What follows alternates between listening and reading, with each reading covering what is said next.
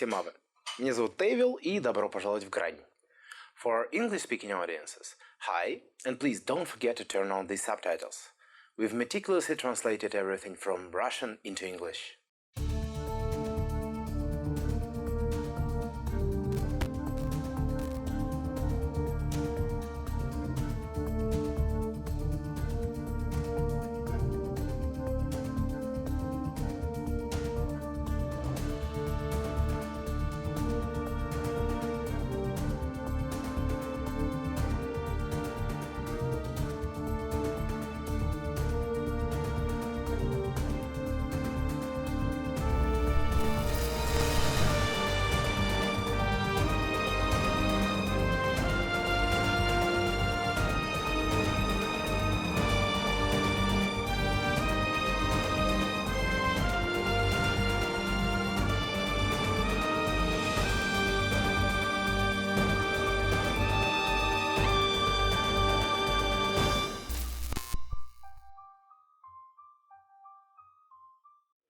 Всем привет! С вами Аяна.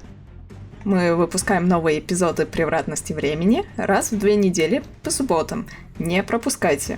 Вы нам очень поможете, если поставите под видео лайк и напишите о своих впечатлениях в комментариях.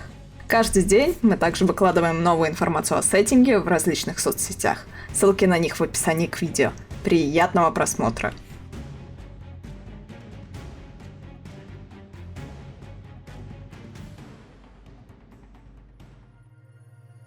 Расскажи мне, пожалуйста, твою главную цель, почему ты путешествуешь во времени? Я путешествую во времени, чтобы найти для своих жрецов знания, для того, чтобы восстановить, в истории знания найти, других, возможно, культур и рас, для того, чтобы восстановить прежний уровень магии и, собственно, величие моей расы. Ты ищешь всякие различные маленькие куски информации, которые могут тебя навести на то, из-за чего исчезает магия, как это развернуть. Да, потому что у нас изначально был план по размещению летающих пирамид по всему миру, но из-за того, что все наши магические ресурсы были истощены, армии Александра Македонского смогли с легкостью разнести наших рабов. Но ведь когда вы проснулись, летающие пирамиды, которые вы планировали, они снова стали появляться? Верно? В Москве, в Ленинграде. Когда советские ученые откопали наших жрецов, они рассказали товарищу Сталину о том, что магия уходит, и что у них и был проект по тому, как остановить это. И на основе этого были возведены сталинские высотки, так называемые. Но, к сожалению, самый главный проект, который должен был именно удерживать магию, Дворец Советов, к сожалению, так и не был построен. Поэтому, возможно, магии в Москве и в Ленинграде, и в Киеве сохранилось чуть больше, но не так много, как хотелось бы. И магия продолжает уходить из этого мира. В момент, когда ты переходишь через эту мембрану внутри башни тамплиеров в Луарской долине, ты чувствуешь, вот у тебя есть немножко времени порефлексировать.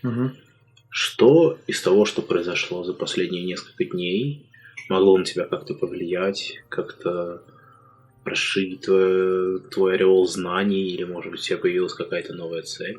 Все начиналось как обычное задание, то есть обычные люди, это черни, хотели выяснить свои какие-то непонятные замороченные дела, там типа, я нашел древний амулет, что это такое, совершенно не понимающие, что такое магия и как она работает. Но в процессе задания мы промахнулись и попали возле Орлеанской девы для того, чтобы действительно сопровождать ее, и, возможно, это воля наших богов.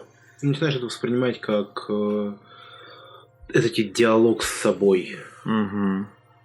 Чувствую ли я, что когда я говорю я имею в виду Сесострис, чувствую ли я, что то, что мы путешествуем с Орлеанской девой, как-либо приблизит меня к, если не к разгадке тайны магии, хотя бы немножко большему пониманию того, как она утекает? Конечно же. То есть, если боги велят, и они знают мою миссию совершенно точно, поскольку я являюсь проводником богов в этом смертном мире, они точно направляют меня, это вообще, я не сомневаюсь, ни на секунду. Я ведом богами.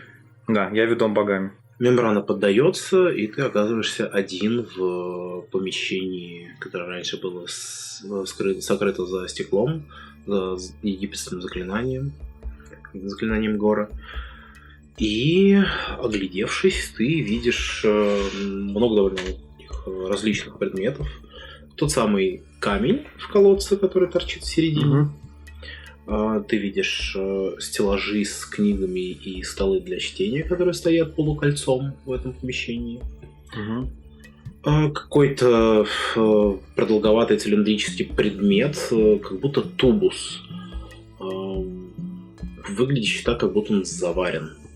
Ну, не заварен, а, по крайней мере, он цельный, с такими наростами.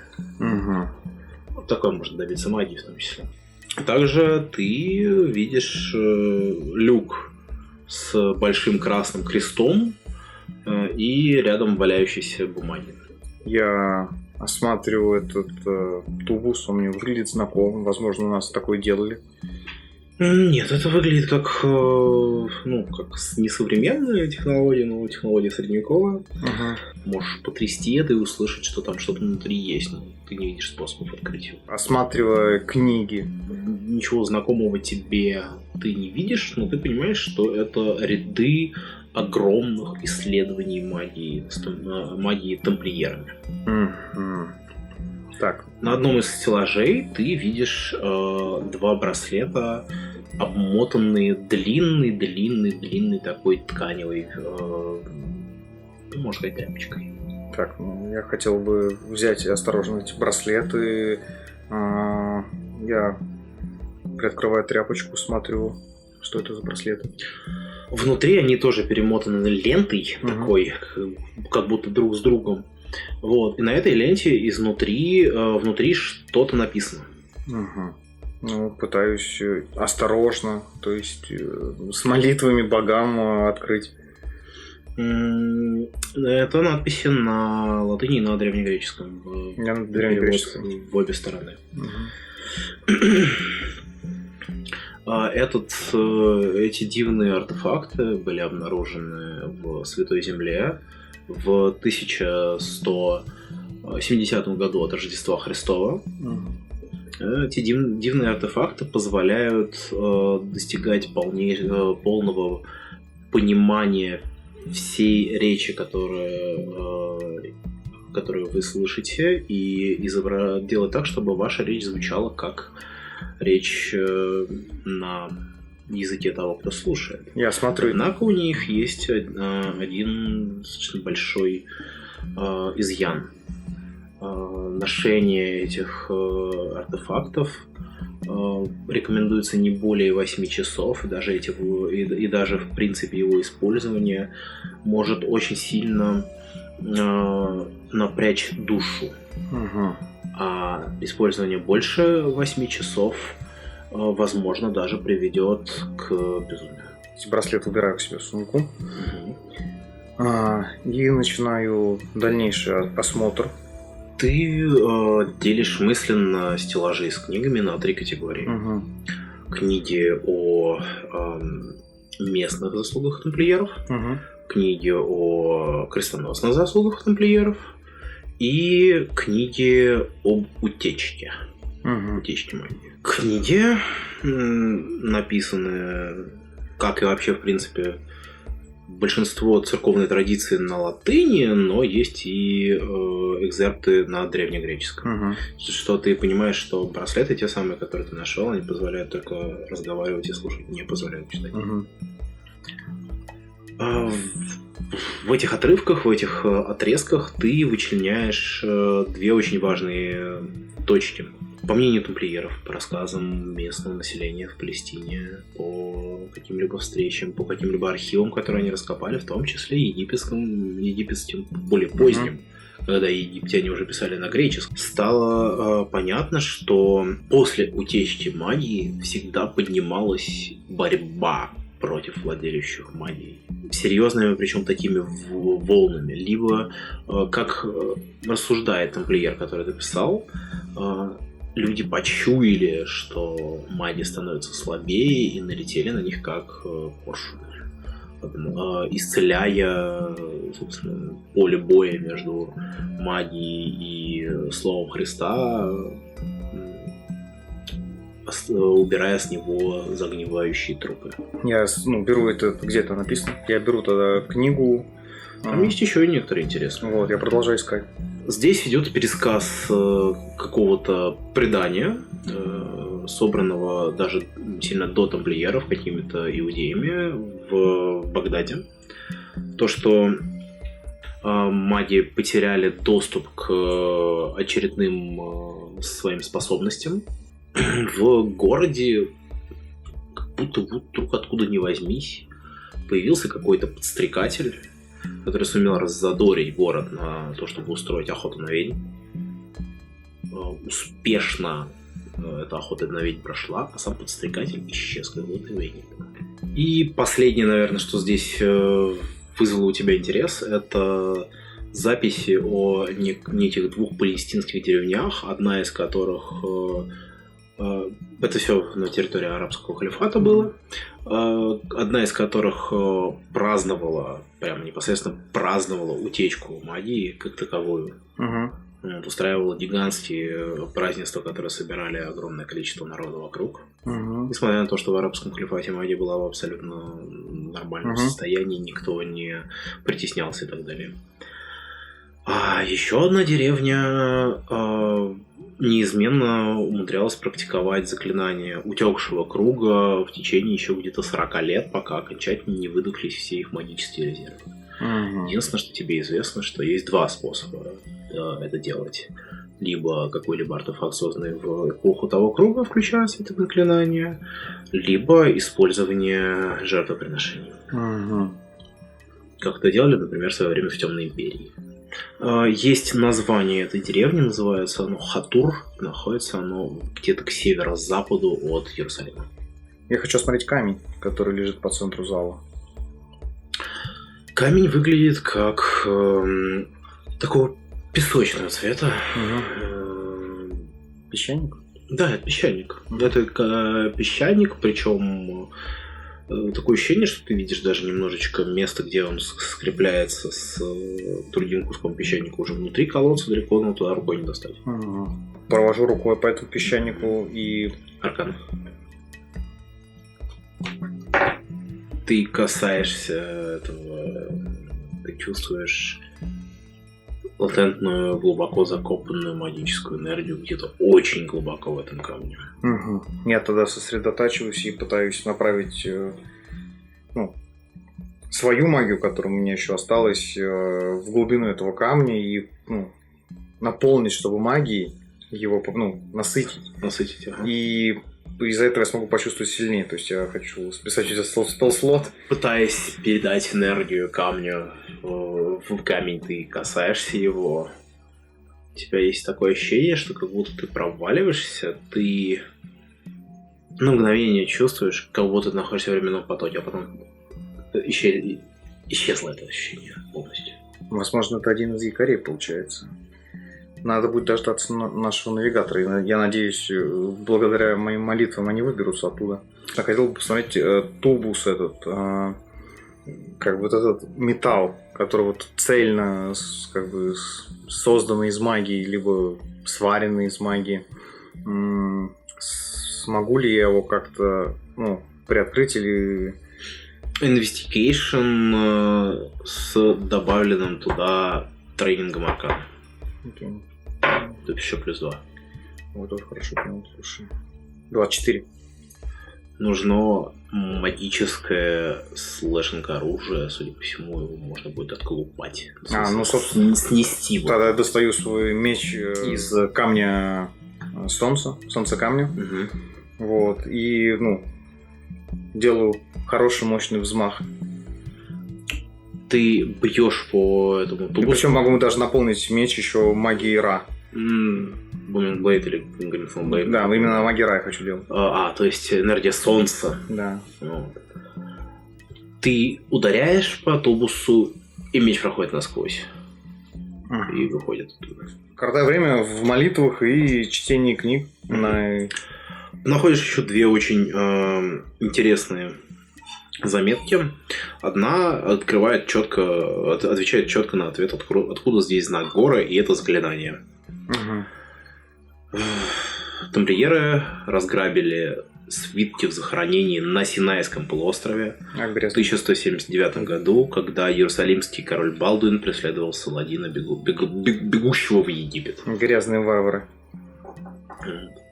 А там что-нибудь сказано, может быть, про этих моих соплеменников, которые там оставались в спящем состоянии? Надеюсь, они не нашли? Это была не пирамида, это было захоронение, причем более древнее, чем ты ему где-то на тот момент, когда они его раскопали, было где-то уже 2000 лет. Ну тогда все хорошо. По прикидкам. Ну, все равно все плохо, потому что... Вот, хотя ты знаешь, как христиане вольно обращаются с датами местные. Ну да, они еще считают от какого-то странного момента. Ну да, правильно, нужно же считать по династиям. Да, да. 5-й год фараон такого-то. Да, то есть правильно. Все было логично и понятно. А последнее, что ты находишь, вызывает у тебя легкое недоумение. Здесь рассказывается о том, и это приведено на все языки, которые, видимо, знали в этой башне, и внезапно есть даже испанский, и есть английский, и есть немецкий, о том, что осторожно, путник, под монастырем Жофре был закопан запечатанный демон. А монастырь, в котором мы остановились, Жофре называется? Жаме, точнее, Жаме. Вот. Демон. У нас не хватило сил, и у нас закончились маги, чтобы его полностью изгнать. Но те, кто читают эту заметку, и написано, что она очень-очень... Вот видно, что она писалась очень на ускорении. Да, быстро. Да. И немножко опаленный даже в некоторых местах. Кто-то вытаскивал это из огня. Видимо, был пожар. Те, кто могут с ним справиться, знайте, истинное его имя Кшвагр. Кшвагр. Так, ну тогда понятно, что изображала та монахиня. Нужно будет, как только мы изучим полностью библиотеку и найдем все артефакты, обязательно уничтожить этого демона, потому что по истории в этом монастыре укроется 10 тысяч человек. Не хотелось бы напитать злого духа их душами. Ты чувствуешь, что пребывание здесь, конкретно внутри этого пузыря, возможно, остаточного заклинания ограждения гора,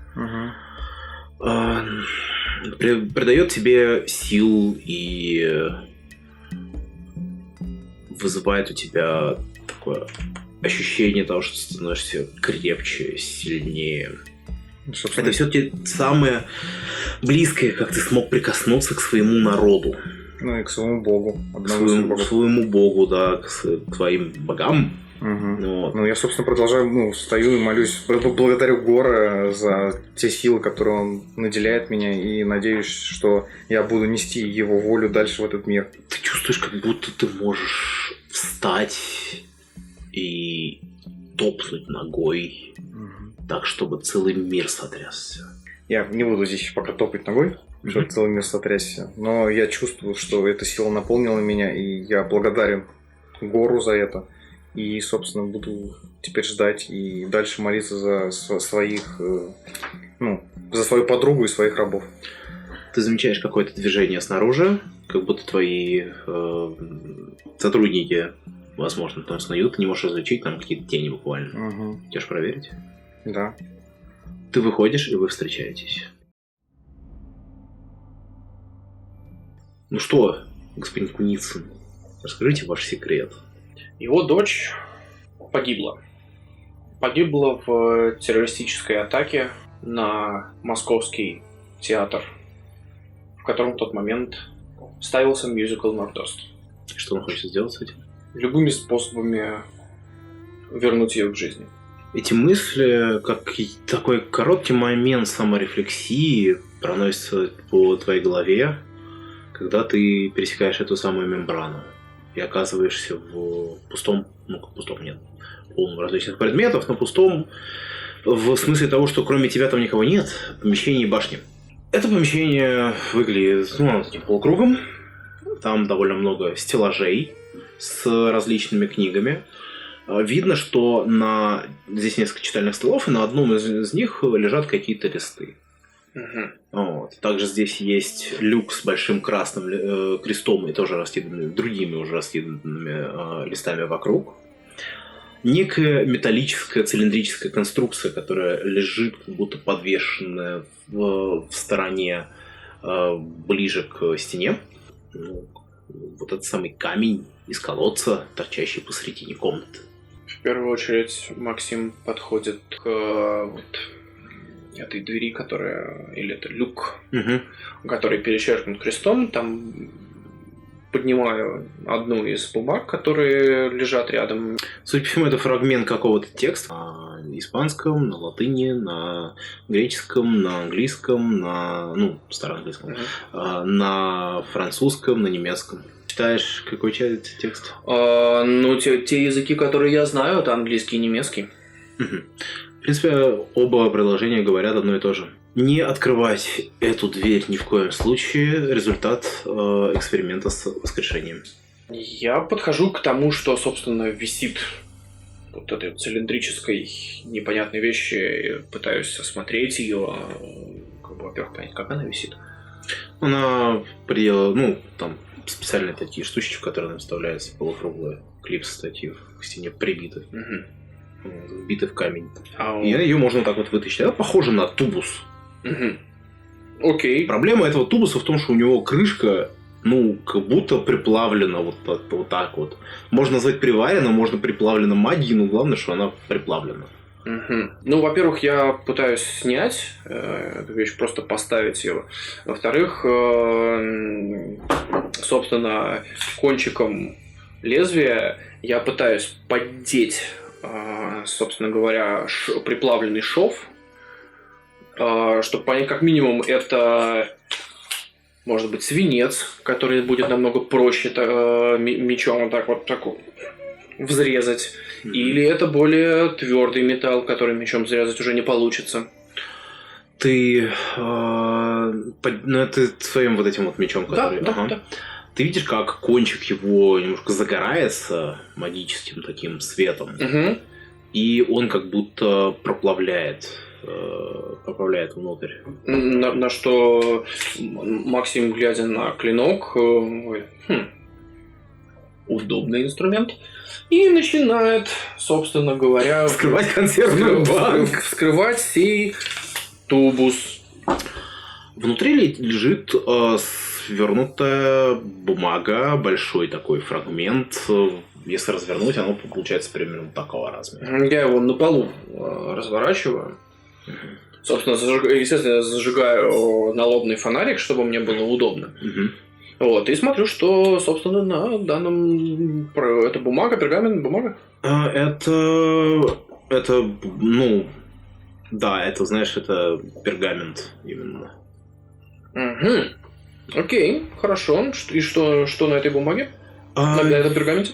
Видно, что, значит, на ней есть надписи сверху. Они в основном на латыни, но есть еще на французском, на английском, на немецком. Ну, собственно, английский и немецкий. Слева направо вот такими блоками. И на каком-то символьном языке, который ты не понимаешь, там такая черта, и из нее как будто растут буквы.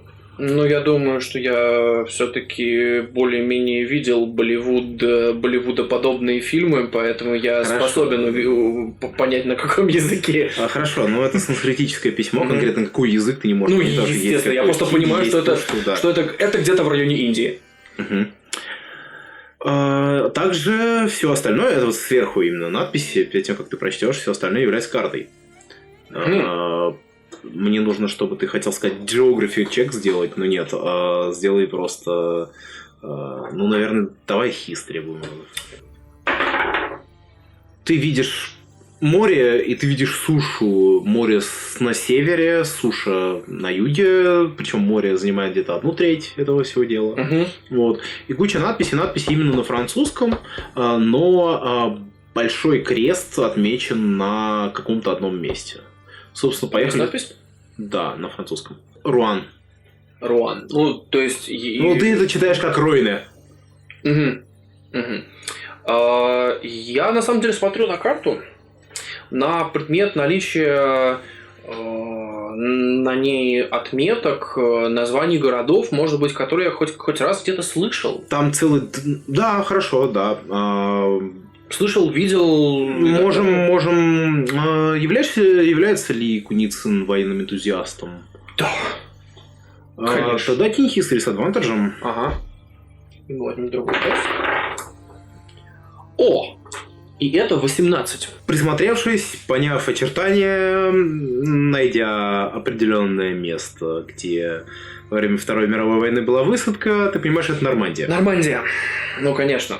Я пытаюсь почитать, что же там немножко сверху написано на английском и немецком. Во-первых, тебя очень сильно удивляет шрифт. Он похож на какой-то футуристичный вариант Times New Roman. То есть это шрифт с засечками. Да, который причем активно пером кто-то выводил. Как будто копировал. Его оттуда. Данная карта была найдена в 1178 году рыцарями-тамплиерами в Палестине.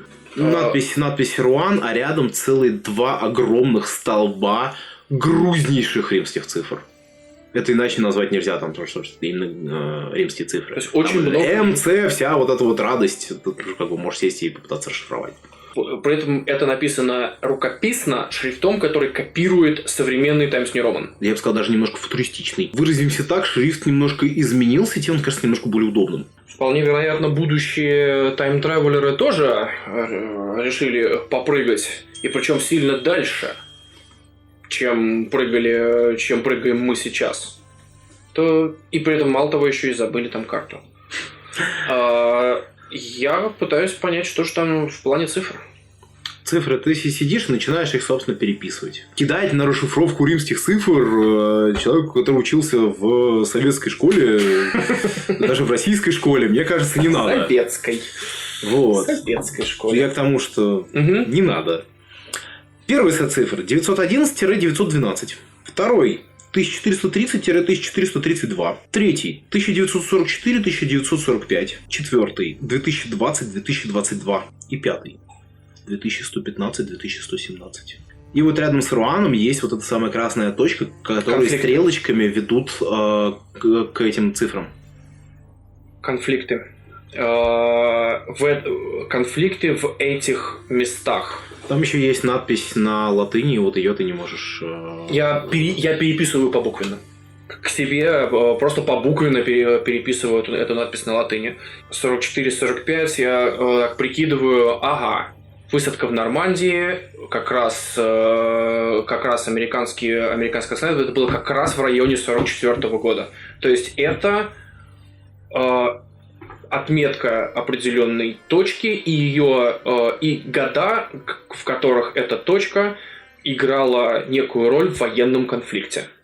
Тебе кажется, что твои спутники ходят где-то там около лестницы, вне мембраны, и таким небольшим силуэтиком ты их видишь? Я забираю листы, на самом деле, все, в том числе, которые были с картой. Ну, собственно, тогда я пытаюсь пройти через барьер. Ты выходишь в барьер, и вы воссоединяетесь.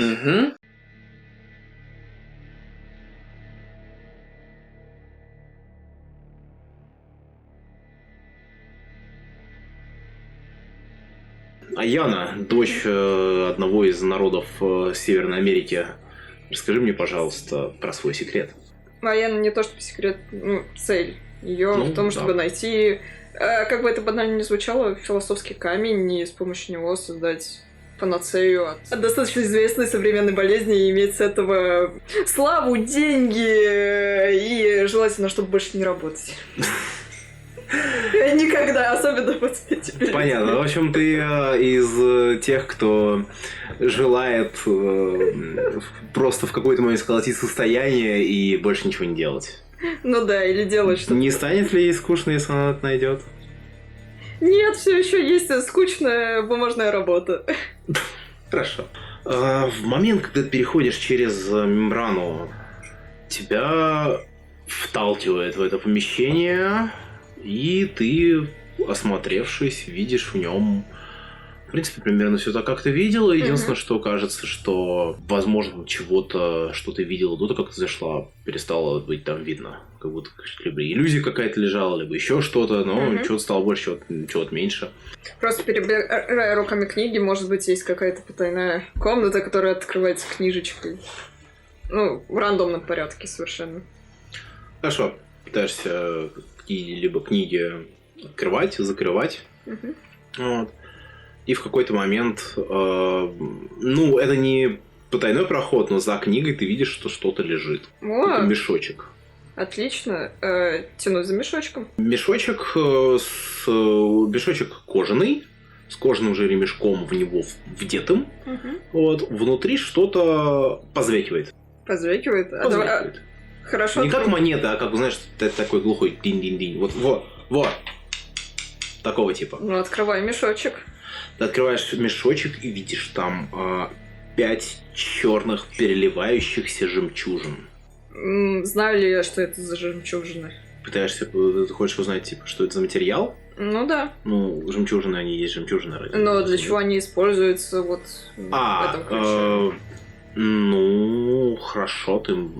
А как ты их раз... Что ты хочешь с ними сделать, чтобы понять, что... Ну, покрутить в руках, рассмотреть повнимательнее. Крутишь в руках, рассматриваешь повнимательнее, investigation. Кинь мне, пожалуйста.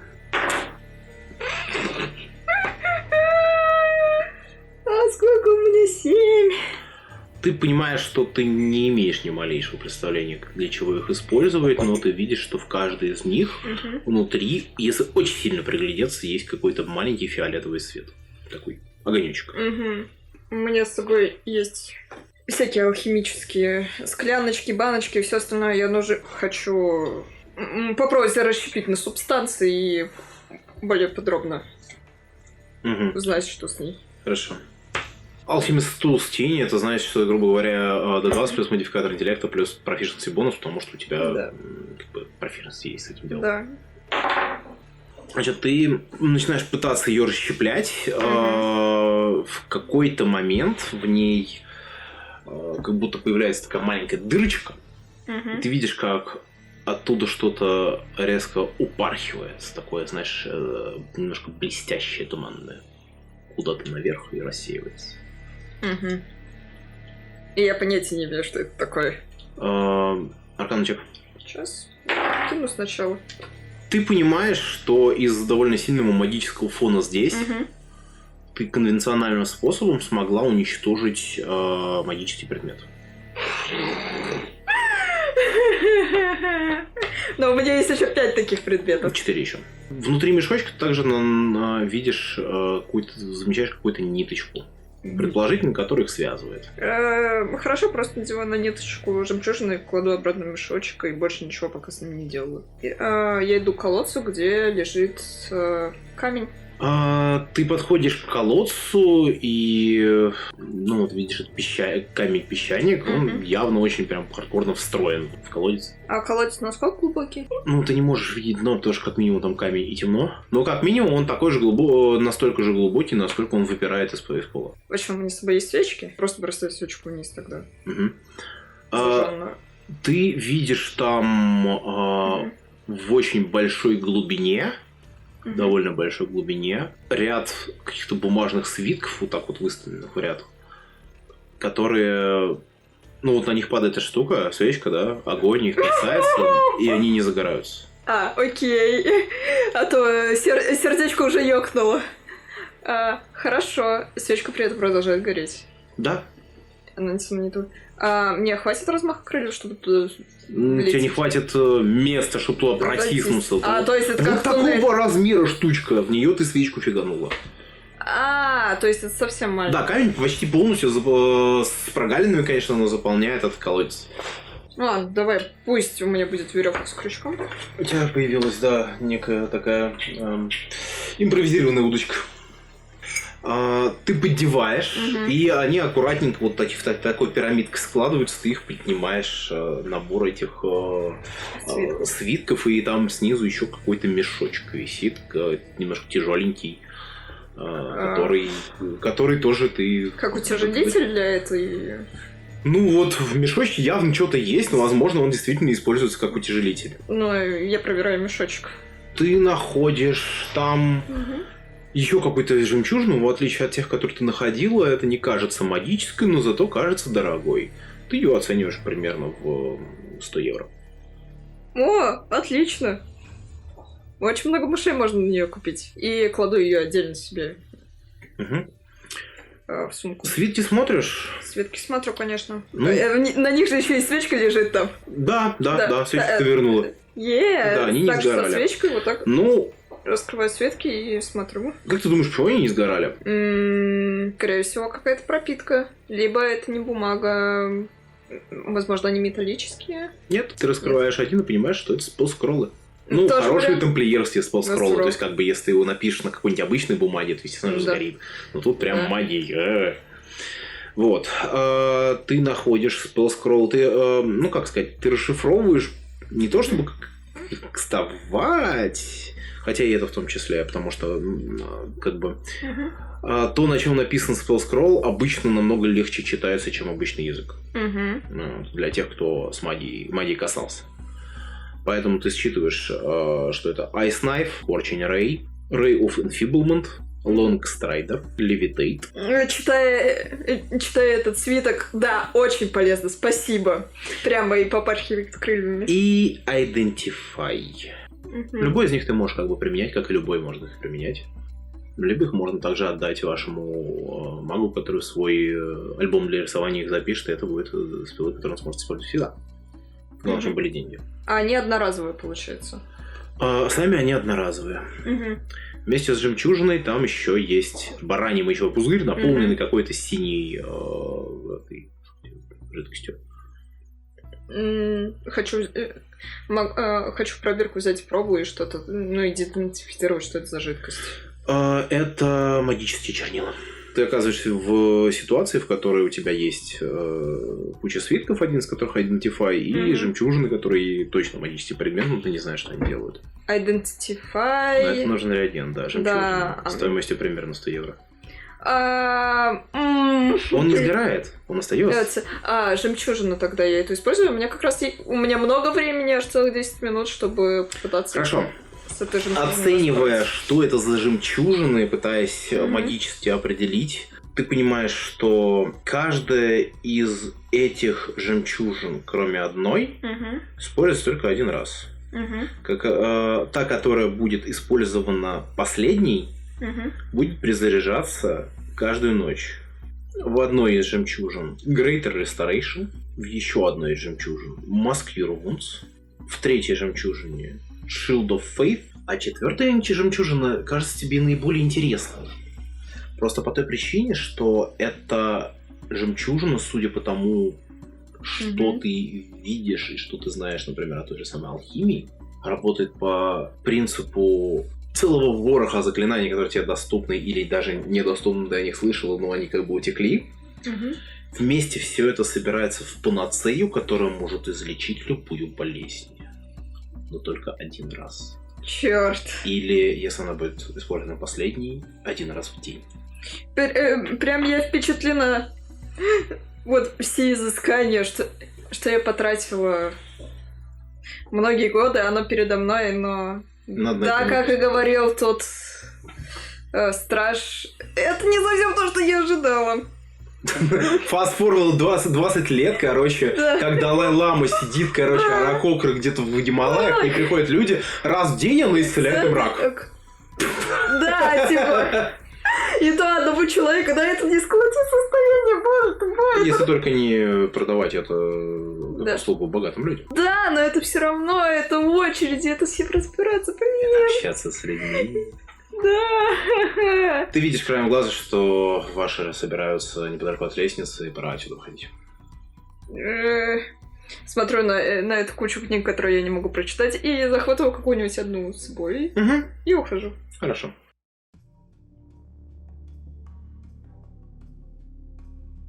Делаем немножко две части. Первая часть — это короткий просто вопрос. Расскажи мне о своем секрете. Когда я узнал про вообще путешествие во времени, я сразу увидел, даже, наверное, почувствовал возможность, opportunity. Заключается в том, что если приложить хоть капельку научного подхода ко всей этой теме, то можно достигнуть, как мне кажется, небывалых результатов. И, естественно, первая проблема – это то, что нельзя путешествовать достаточно далеко. Вторая проблема, которая уже гораздо более глобальная, это то, что нельзя менять ход времени. Соответственно, то, чем я занимаюсь на рубеже 11-12 веков, вместе с Отрисом, который любезно предоставил мне свою помощь, взамен на то, что я иногда делаю вид, что он босс, это устройство, скажем так, проект, который позволит обойти, по крайней мере, одну из этих проблем. Ты прорываешься через эту самую мембрану и оказываешься в помещении, в котором ты видишь... помещение полукруглое, по периметру стоят шкафы, внутри также по периметру несколько читальных столов. В одном из шкафов видно, что здесь вообще, в принципе, они довольно аккуратно расставлены, ну, некоторые выдвигаются далее, некоторые, наоборот, задвинуты, но в одном из шкафов просто тупо нету книги. Одной? Одной, да. Вот нету книги и все. Немножко от перфекциониста. От перфекциониста, да. Я думаю, читательский билет ты здесь, правда, не найдешь, но тем не менее. В середине этого помещения большой колодец с большим и высоким камнем желтого цвета, явно песчаник. Вот. А также ты видишь внизу люк с большим красным таким крестом. Ну, сначала я, наверное, хочу обратить внимание на дверь. Там что-нибудь написано, может быть, какие-то опознавательные знаки, кроме креста. Investigation кинь, пожалуйста. 17, по-моему. Видно, что он, как бы, пол вокруг пыльный, но явно рядом с дверью есть несколько вот таких вот, ну, примерно квадратного типа мест, где пыли нету. А что конкретно? Просто пол? Видимо, там что-то лежало. Именно вот примерно такого формата. Есть ручка на двери? Ну, типа, что механизм выглядит так, как будто ты открываешь замок и хорошенько бьешь кулаком, и она открывается внутрь. Что-нибудь, где могли бы храниться ключи вокруг, есть? Ну, хорошо, давай-ка мне Perception. 16. У одного из столов, если сильно присмотреться, можно заметить, что там есть маленькая такая выемка, типа как ящик. Столы, читальные столы. Ты выдвигаешь и находишь там ключ. Я пока прикарманиваю это дело и хочу осмотреть стеллажи с книгами, найти что-то, что я могу прочитать на тех языках, которые мне известны, по крайней мере, типа каверы. Четверть материала здесь ты можешь прочитать. В принципе, в уме делишь этот зал на 3 части. Одно о деяниях тамплиеров в Святой Земле, одно о местных деяниях тамплиеров и одно о природе магии.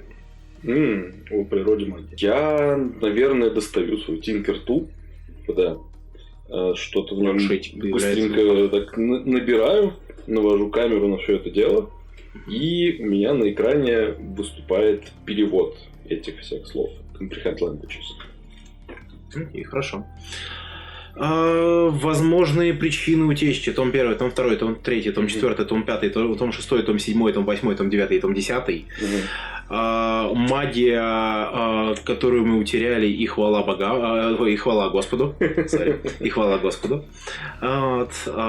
Самые опасные заклинания древности по рассказам этих, господи, простолюдинов из Палестины. И вот подобного типа, собственно, книжки. То есть ничего особо экшенable.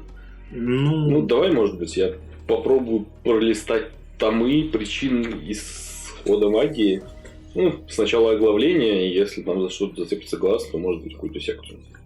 Ну смотри, первые где-то 3-4 книги у тебя не зацепляются ни за что глаз, но к 4-й ты понимаешь, что в каждом из томов пишется, где-то в оглавлении есть слово эмиссары. Эмиссары? Везде попадаются эмиссары, какие-то эмиссары. А в каком контексте, например? Это обычно отдельно. Ну, значит, эмиссары в смутные времена, эмиссары, поднимающие восстание, эмиссары... Эмиссары и тень дракона. Да, ну... Эмиссары, алмазный клинок. Типа того. Эмиссары в Багдаде, эмиссары в Дамаске, эмиссары в Каире и так далее. Ну, наверное, время у меня будет на то, чтобы пролистать пару секций, которые, может быть, относятся к что-то типа происхождения эмиссаров. Общее понимание, что такое эмиссары, тамплиеры называют ими людей, которые разжигают погромы против пользователей магии в момент, когда утекает очередной круг. После утечки магия ослабляется и... Ну, то есть, происходит утечка, появляется, магия угасает, и появляется и настроение носители антимагические. Да. этой магии их истребляют, basically. Интересно. Ну, наверное, как раз какой-нибудь томик, где это подробно описано, я с собой сберу. Начинаю осматривать центральный колодец. Подходишь к этому самому колодцу. Ну, а ты видишь этот камень, и он, собственно, торчит посередине, ты можешь его посмотреть. Могу потрогать. Каждый раз, когда ты касаешься, тебе кажется, что он едва теплый, но потом ощущения настраиваются, и он как бы камень как камень. Я могу предположить, что это может быть остатки магии какой-то. Аркана. 14. Ты знаешь, у тебя один раз был экспириенс с чем-то подобным. Это был камень, который тайм-тревелил тебя до 1970 года. Он был очень маленький, очень 1970. Очень маленький, очень слабый, но зато замечательный способ на выходные отправиться в Панковский Лондон. То есть я могу предположить, что это камень, это якорь. Да, причем ты не понимаешь, ну как бы он активированный или нет. Ты понимаешь, что у этого камня довольно много аур вложенных. В принципе, это нормальная ситуация для камней. Вот. Но видно, что одна из аур очень серая. Ну, что это значит? То, что она не активна, или то, что она выпадает из спектра? Your guess is as good as mine. Ну, то есть, я думаю, я могу предположить, что этот камень достаточно мощный якорь, и, возможно, он даже композитный. Правильно? Из-за того, что присутствует много аур. Или ауры обозначают какие-то временные промежутки? Корреляцию ты эту еще не нашел. Угу. Ты знаешь, что обычно у камней довольно много аур, но они все яркие-яркие.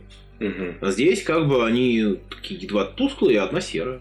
Ну, по размерам он не выглядит как что-то, что можно поднять, да? Да, вообще не выглядит. Я могу попробовать отколоть от него кусочек. Хорошо. Ты отколупываешь кусочек от этого камня, он сыпется, немножко осыпается, и в какой-то момент твой инструмент накапывается на место, где его кончик начинает очень сильно холодеть. Там что-то внутри. Да, это выглядит как будто какая-то воронка. То есть камень, туда его сколопнуть, и туда там какая-то пустота. Это, да, какая-то пустота, ну, не то чтобы прям он но при этом внутри. инструменты на него наталкиваются. Скорее, инструмент каждый раз, когда ты его, собственно, пытаешься отколоть, он как бы как-то поворачивается, чтобы эту воронку еще больше оформить. Ну ладно, это продолжаю работу. Дальше работу, и теперь у тебя получается очень такая аккуратненькая, гладенькая вороночка. Как будто не ты его высекаешь, а он высекает себя при помощи тебя. Ты себя чувствуешь инструментом теперь. Интересное ощущение. Если туда ткнуть кончиком инструмента, вот прям в центр воронки, что произойдет? Инструментом ткнувшись в центр воронки, ничего особо не происходит, но ты чувствуешь, как будто тебя палец немножко засасывает. Засасывает? Ну, я, наверное, поддаюсь этому ощущению. Ок. Ты чувствуешь себя, как будто засунул палец в присос. То есть туда засасывает воздух? Да. Немножко, чуть-чуть. Маленький. Ладно. Я вот ту породу, которую я получился отколоть, я ее собираю. Чем-то прикрываю эту воронку, что-то, что туда встанет и под вот этим внутренним давлением остановит этот засос. У тебя есть какие-нибудь такие маленькие какие-то магические предметы, все такое? Наверняка есть, может быть, какие-то штуки, которые я создавал Magical Tinkering, то есть светящийся камушек, самопишущее перо, что-то такое. Ты, собственно, наклоняешь, чтобы поставить породу, ты понимаешь, что у тебя из кармана вылетает светящийся камушек и затыкает эту дырку и начинает тускнеть. Я разворачиваюсь к люку и открываю ее. Применяешь ключ, открываешь люк, ты видишь темноту и лестницу. И какое-то такое легкое внизу. Какой-то скрип или рокот. Скорее мычание. Я создаю еще один магический камушек светящийся. Он создает яркий свет на 5 футов и еще димлайт на 5 футов. Камушек падает вниз. Ну, я пока его не бросаю. Окей, ты не бросаешь, да? Так Не далековато. просвечивает? Далековато. Ну, тогда я бросаю туда. Камушек падает вниз и приземляется, знаешь, каким-то шлепом. Шлеп. Такой звук шлеп. Угу. Ты видишь внизу, назовем это биологической массой, из которой торчат половинки людей, а точнее зомби, издающие звуки. Захлопываю и закрываю люк. Alright. С этим разобрались. Тем временем камушек, который всосала воронка, полностью потускнел и отвалился. Отвалился? Да. В смысле, я думал, она где-то наверху, то есть туда под гравитацию он там останется. Ну, он чуть-чуть он не выплюнул, он просто съехал вниз. Угу. А у тебя Detect Magic сколько работает? Я потратил уже все заряды. Ну, имеется в виду, ты же осматривал уже как-то камень. Ну у меня, в принципе, есть Detect Magic, я, наверное, мог его ритуалом привести. Серая аура немножко начала обретать цвет. Начинаю штамповать магические камушки и скармливать их в воронки. Аура начинает насыщаться таким розовым цветом. И в какой-то момент она становится яркой, и теперь ты ощущаешь, что it works like a stone. Да, это time-traveling stone. Проблема в том, что изучать, куда ведут камни, довольно опасное дело, потому что есть два варианта. Вариант, который используют все, метод научного тыка. И вариант, который используешь ты, собственно, пытаться найти какие-либо корреляции между аурами примерно хотя бы, чтобы посмотреть, насколько глубоко она может тебя закинуть. Вот. Но этот последний вариант, он как бы речь о месяцах. Просчитав вот все, что возможно, там буквально за 5 минут, то есть примерно представив, что куда, не нацеливаясь на какое-то точное время, я пытаюсь переместиться как можно дальше. Насколько мне хватит сил. Ну, я же понимаю, что я смогу в любом случае скорее вернуться достаточно просто. Ну, тебя притянет к месту, из которого ты тревелил. Возвращаться всегда очень просто. Куда доправиться, собственно, довольно сложно. Нужен wisdom сейф от тебя. 14. Кинь 1d6 минус 1. 1d6. 1. Получаешь 1 стресса. Мог получить 5.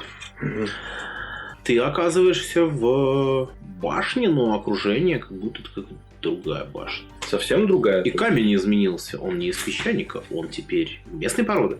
И какая-то личность стоит и ходит здесь где-то по кругу, что-то перебирая на столе.